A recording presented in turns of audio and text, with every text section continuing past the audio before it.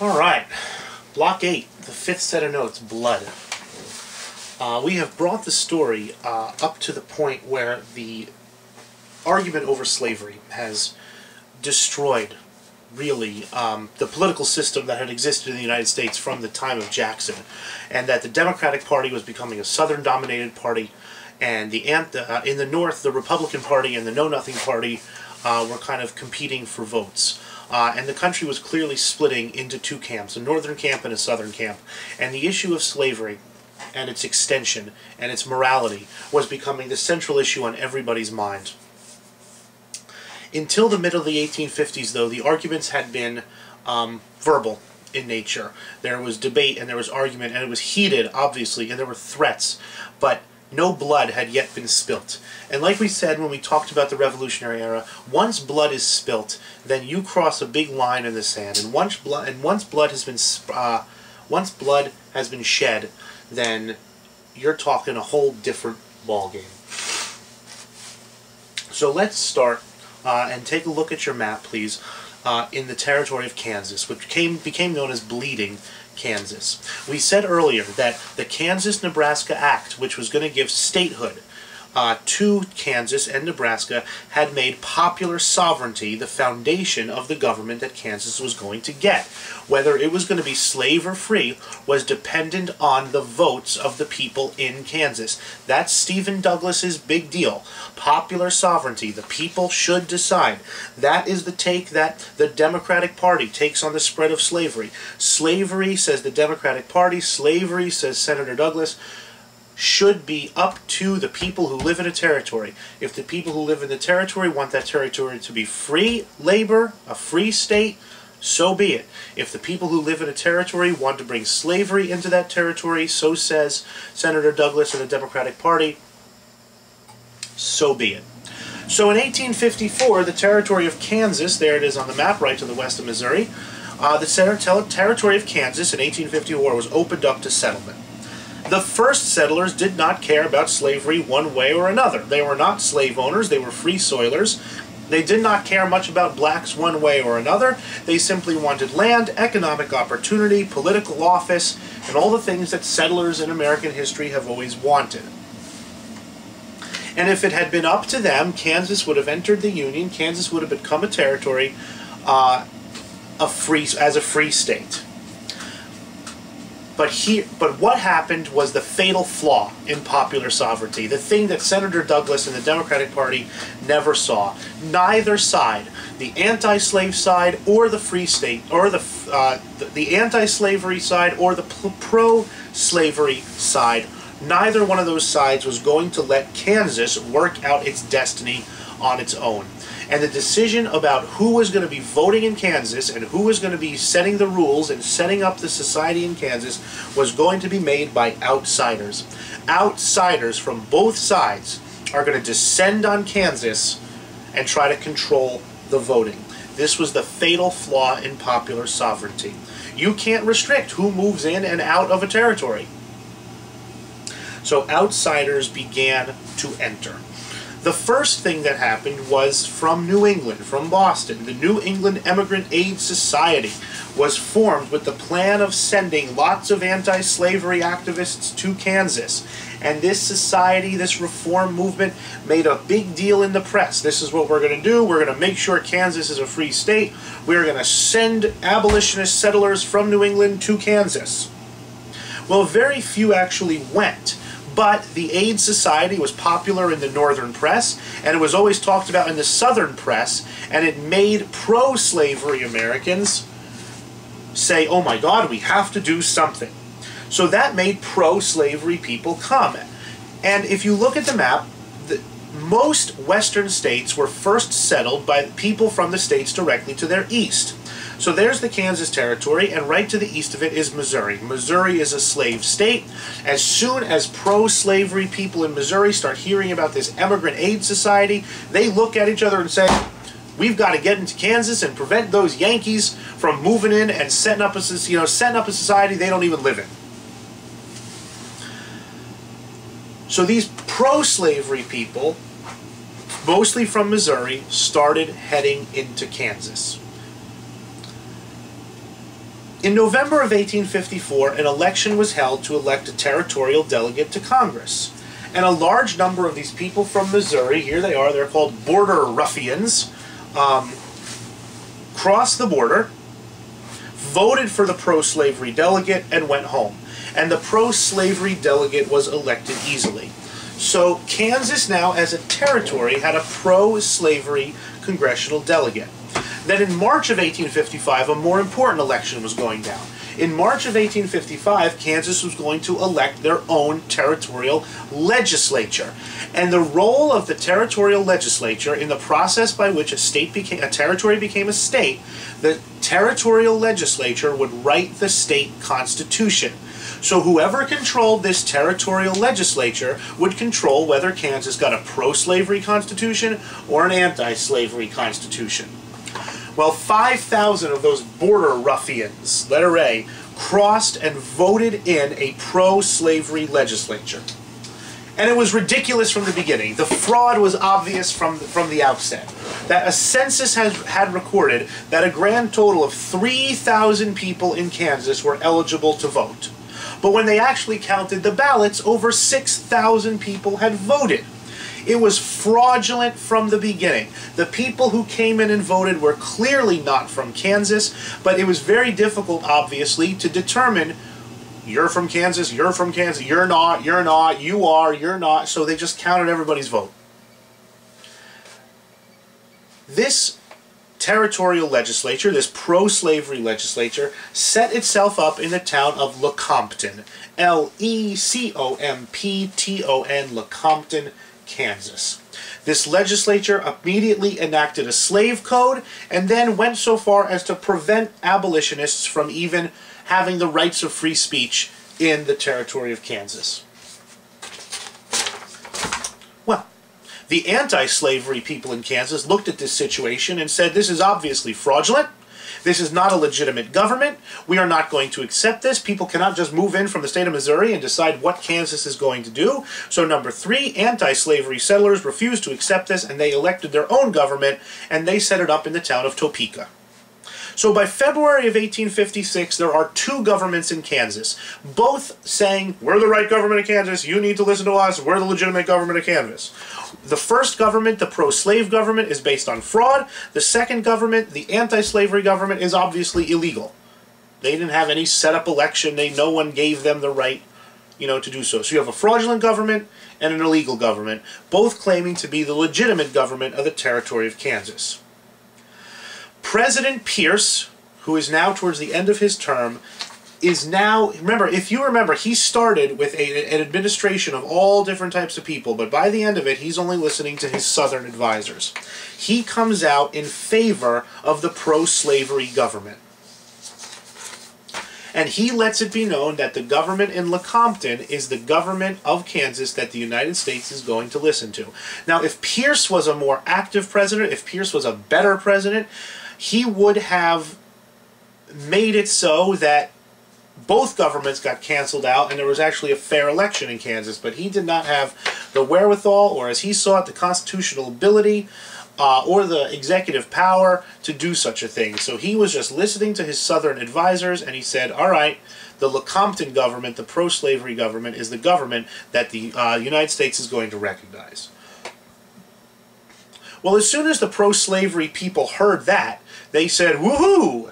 We have backing from the federal government now, we have backing from Washington, backing of the president. Let's go take care of these anti-slavery people once and for all. And this emboldened them, and the pro-slavery population of Kansas set out to sack the city of Lawrence, or the town. They're all towns, and there are no cities in Kansas yet. They set out to sack the town of Lawrence, Kansas, a center of the anti-slavery movement in the territory. The pro-slavery people sacked the city, and that means they kind of, ransacked it, knocked things over, blew things up. They didn't kill anybody. It was not for lack of trying. They just didn't have that many big guns. Nobody died, except for one pro-slavery people, like a roof fell on his head while he was destroying a building. But none of the anti-slavery people in Lawrence lost their lives, but there was quite a bit of destruction of property, and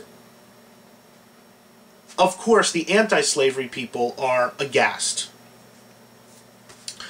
The sack of Lawrence has a very important consequence in one of the stranger characters in American history. Number 2, a man by the name of John Brown. That's a great portrait right there. The darkness of the man is clear. John Brown's worth talking about for a minute. First of all, John Brown is mentally unstable. He might even be insane. He had, his mother was insane. Several of his uncles were certifiably insane. He had cousins who were, mental instability ran strong in John Brown's family.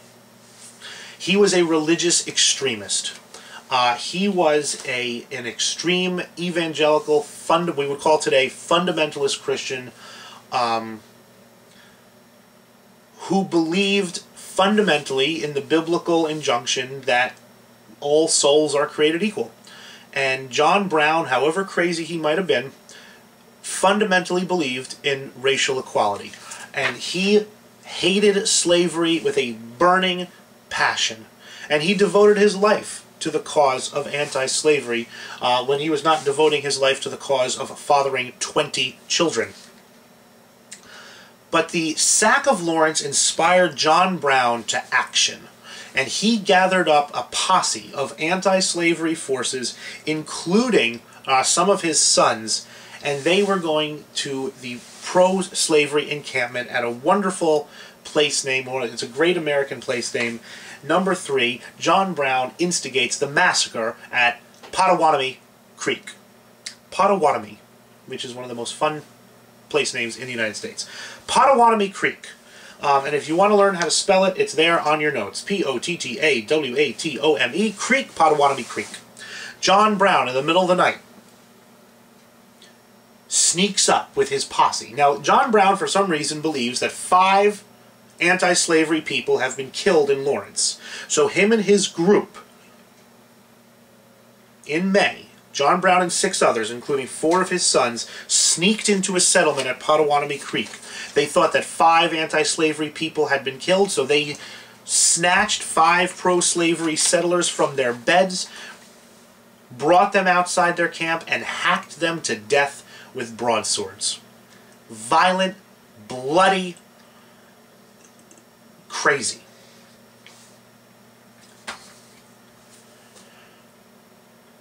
When Kansas woke up the next morning and realized that 5 pro-slavery settlers had been hacked to death with broadswords after a sack of an anti-slavery town, everybody in Kansas armed themselves.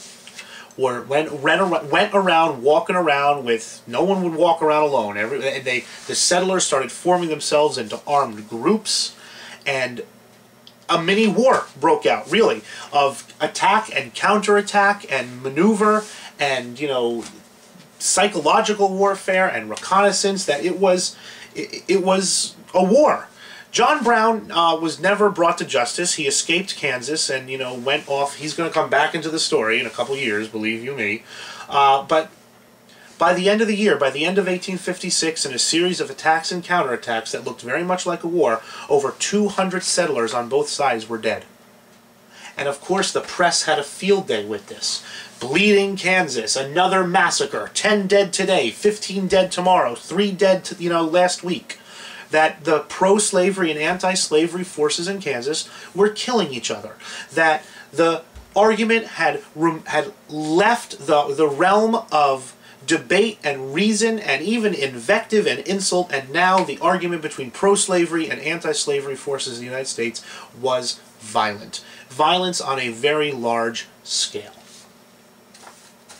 The U.S. government under President Pierce is paralyzed. It's the end of his term. He's not running again.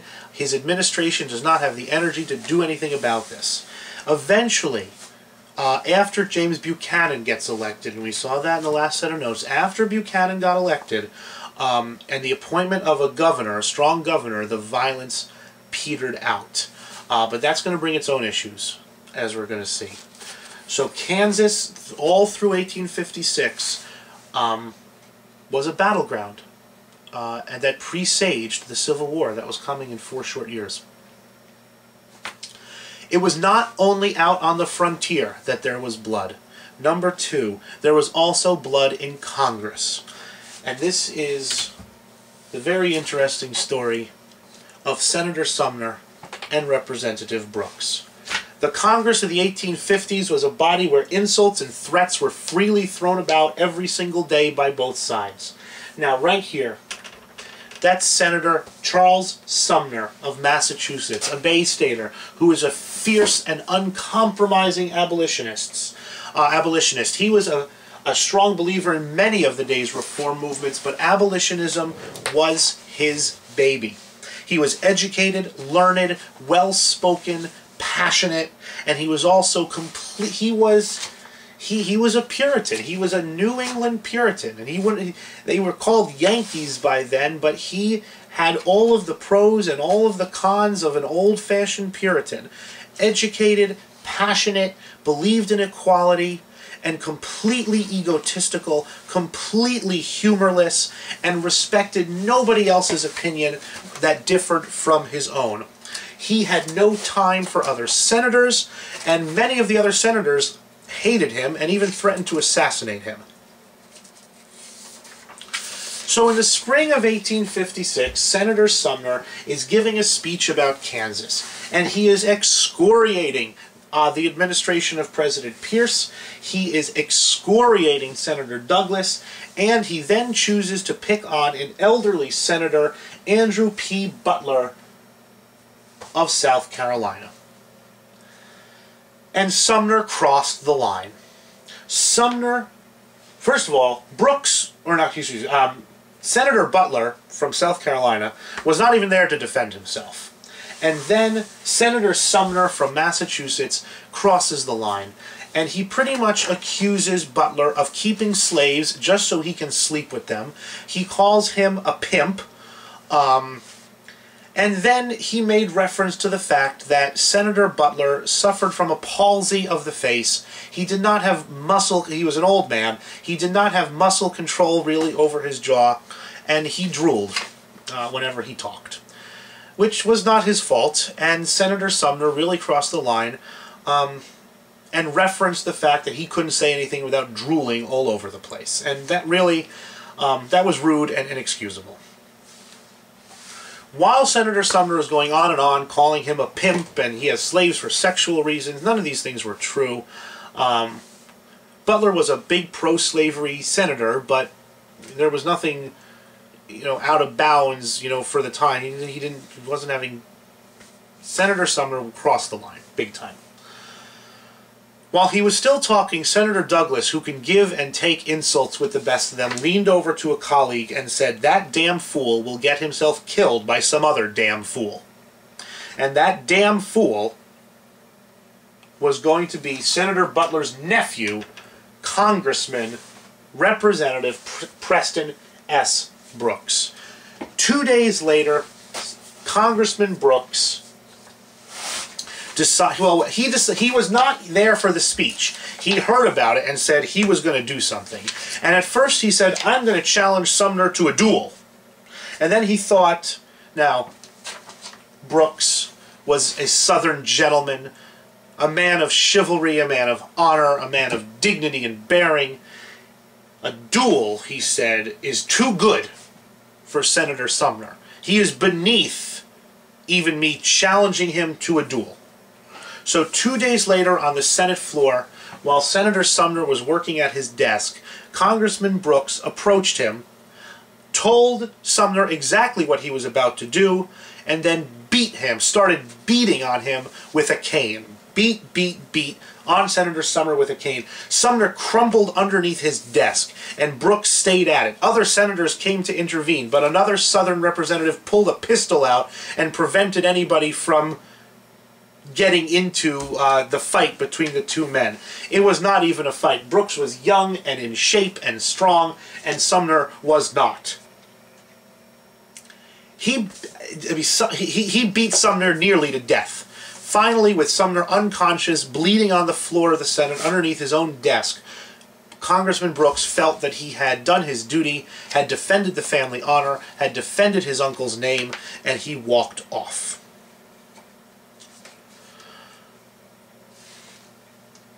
Of course, the next day, this is all over the newspapers. Southerners, he stopped when his cane broke. He was beating him so badly that only when the cane broke did he stop. Southerners hear about this, and they make Brooks into their big hero. And hundreds of Southerners sent him canes in the mail. Here's a new cane to replace the one that you broke defending, Southern honor. Northerners looked at this and said that this is pure evidence that the South has stopped arguing its point and now was resorting only to violence. So the two sides are just looking at this one event completely differently. To the North, it's confirmation that the South has stopped arguing and now is only going to fight. To the South, it's confirmation that the North will say anything, even if it's not true, to advance their own interests, and they're dishonorable, people in the first place. 2 years later, in 1858, another brawl broke out on the floor of the House of Representatives. It involved over 50 members, and it went on and on until somebody's punch missed, and it knocked somebody's wig off. And then when everyone saw this guy bald sitting there with his wig all askew, everyone started laughing and the fight stopped. But the United States Congress, by 1858, was no longer a place of reasoned and measured debate. It's a place of violence. And then the Supreme Court inserted itself into the situation and really almost made civil war inevitable, while trying to make it impossible. And that has to do with number 3, the Dred Scott decision. Dred Scott, there he is. Dred Scott was a manservant, a slave, of a U.S. Army doctor by the name of John Emerson.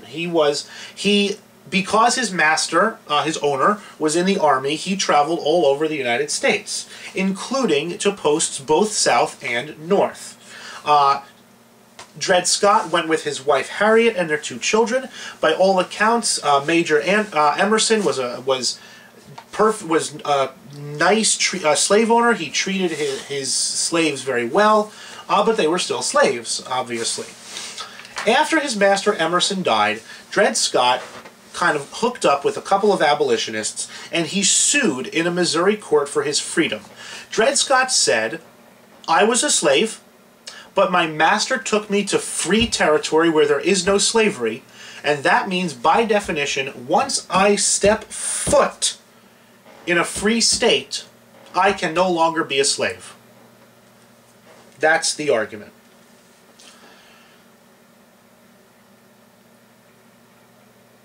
What makes this case really important was not the fact that Dred Scott was suing for his freedom.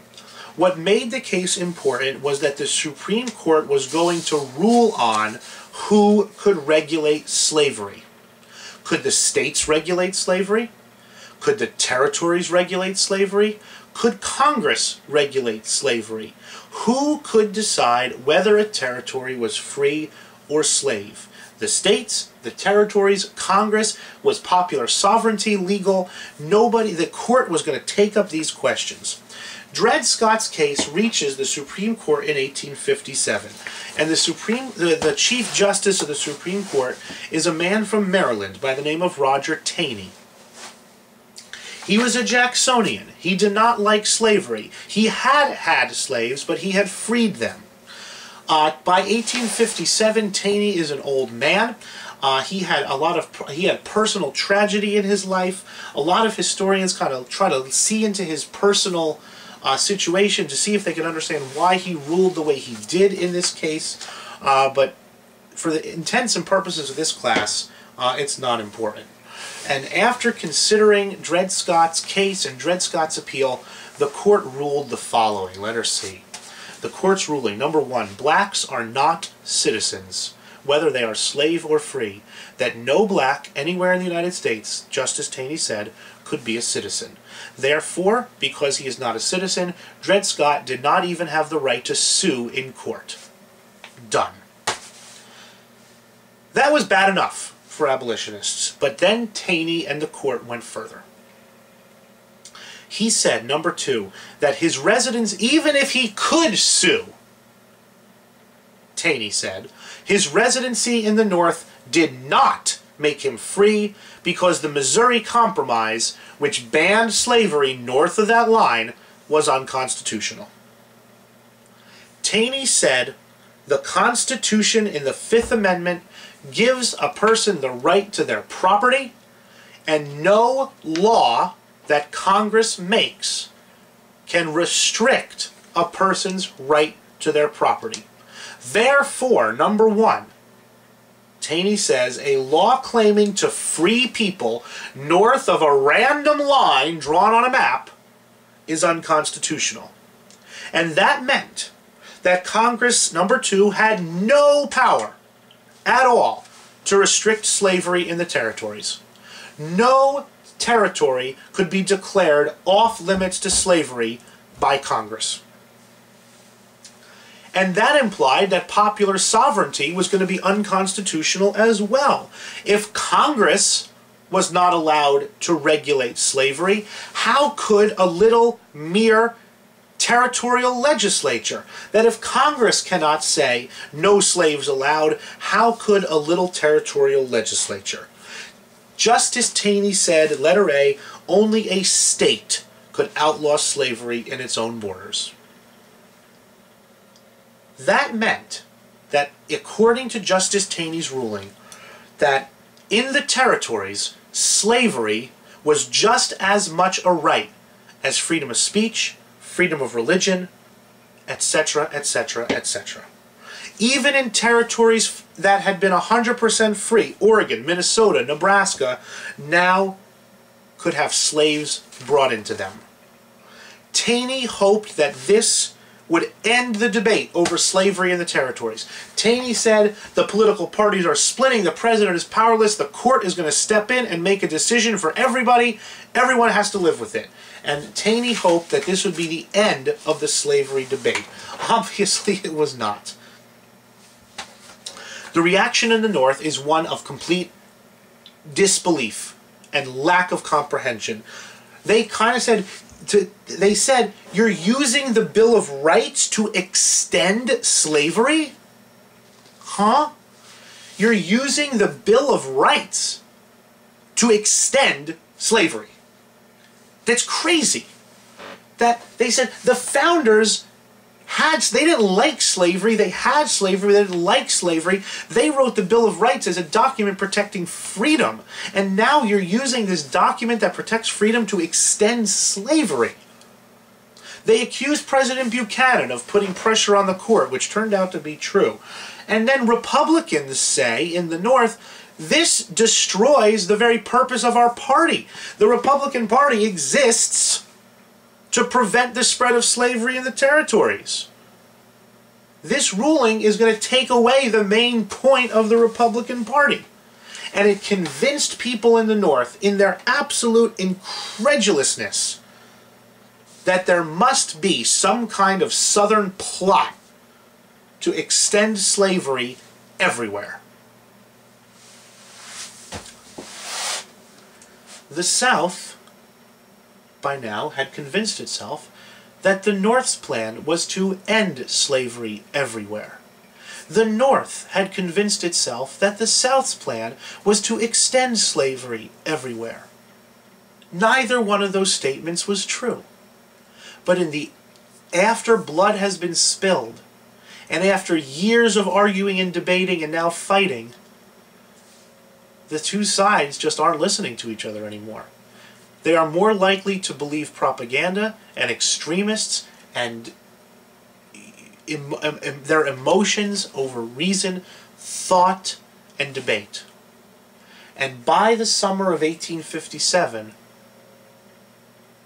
the conflict was already smoldering on a low level. There had been violence in Kansas, there had been the Dred Scott decision, violence in Congress, and now all that was missing was a spark that would set the whole conflagration alight. The United States is getting this close to completely being split apart over this issue. Blood has been spilled.